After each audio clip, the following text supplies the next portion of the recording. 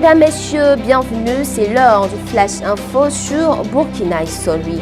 Kosiam, des coups de feu entendus aux environs de minuit. Il revient qu'il ne s'agirait que de coups de feu de sommation à l'endroit d'étrangers ayant perdu leur chemin. C'était cette nuit devant le palais présidentiel, informe le confrère minute.bf. Attaque au centre-nord, au moins 14 soldats tués et 7 blessés enregistrés. Ils ont été tués dans une attaque d'un détachement militaire hier lundi, selon des sources sécuritaires.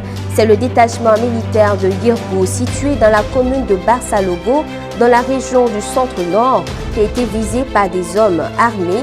Un important lot de matériel appartenant à l'armée a été emporté par les assaillants.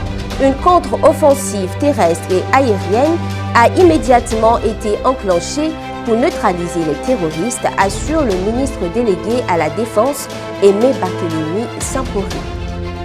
Au Sahel, l'armée a mis plusieurs terroristes hors d'état de nuire.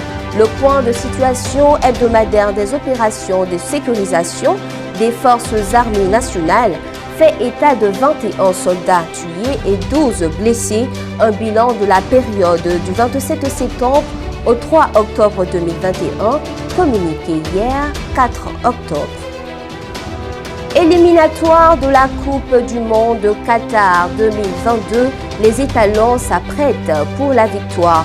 Les joueurs burkinabés ont en effet débuté le lundi 4 octobre le stage de préparation à Marrakech. Le staff technique a concocté un programme d'entraînement à la carte pour un résultat optimal.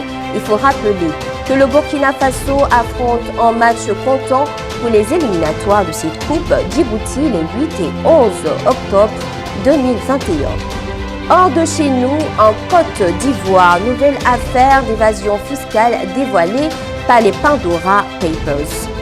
Le journaliste d'investigation ivoirien Noël Conan a travaillé sur la Côte d'Ivoire dans le cadre des Pandora Papers.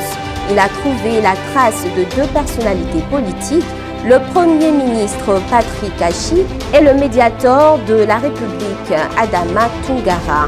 L'enquête sur le volet ivoirien est censée paraître aujourd'hui, 5 octobre. Plus de 11 000 milliards de dollars cachés dans des paradis fiscaux, c'est ce que dévoile le Consortium international des journalistes d'investigation, un travail mené dans 117 pays, un nouveau scandale financier qui épingle plusieurs dirigeants africains. Toujours hors de chez nous, la Guinée s'apprête à déployer plus de 600 soldats au Mali. Les soldats sélectionnés, dénommés Bataillon Gangan 7, ont été mis à la disposition du centre d'entraînement aux opérations du maintien de la paix pour une mise en condition opérationnelle.